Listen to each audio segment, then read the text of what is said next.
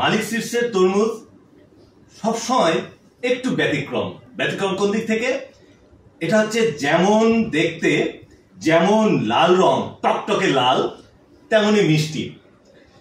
আপনারা সবসময় দেখেন যে আমি খাই, আপনারা তেমন একটা বুঝেন না। আজকে আমার পাশে আরো অনেকে আছে এবং বলে দিই, এটা হচ্ছে মালিক সিডসের পাকিজা এবং আস্থা আমাদের ফিল্ড থেকে এসেছে। আমরা এখন অফিসে আছি, আমাদের রুমে, মিডিয়া অ্যান্ড কমিউনিকেশনের রুমে আছি এখন মালিক সিডসের।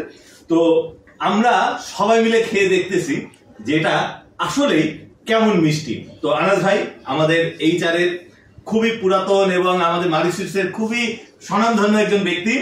তো আনাস ভাই একটা খেয়ে দেখেন তো আপনি কেমন লাগছে।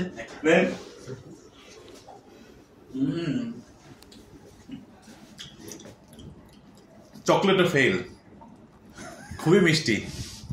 আমি ধন্যবাদ দিই আমাদের এয়ার মালিক সিডসের ম্যানেজমেন্ট টিমকে এত সুন্দর একটা, এত ভালো একটা জাত আনার জন্য বাংলাদেশে, এবং অবশ্যই রনি ভাইকে আমি ধন্যবাদ দিই ফিল্ড থেকে এই পাকিজা এবং আস্থা আনার জন্য।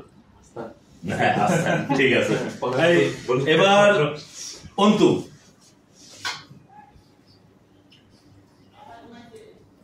ঠিক মতন বুঝি না, আরেকটা খেয়ে দেখতে। এটা আমি শিওর এটা পাকিজা স্যার কিছু না স্যার। আচ্ছা কেমন লাগলো খেয়ে এটা বলবা তো। পাকিজা যারা খাইছে বা যারা খান নাই তাদের একটা জিনিস বলে রাখি, পাকিজার স্বাদ সাধারণত অসম্ভব মিষ্টি হয়, আর ভিতরে একটা বালি বালি মানে যেটা হচ্ছে ক্রিস্পি বলে, ক্রিস্পি স্বাদটা থাকে পাকিজার ভিতরে, যেটা খাইতেও দারুণ লাগে এবং খাই মিষ্টিটাও এত বেশি যে খাইলে মনে হয় যে শুধু খাইতে ইচ্ছে করে।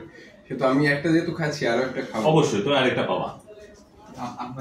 না আপনি আগে খাইছেন, এখন খাইছেন, আপনার তো খাইতে পারেন ভাই, অন্যরাও খাবে, অন্যদেরকেও দিতে হবে।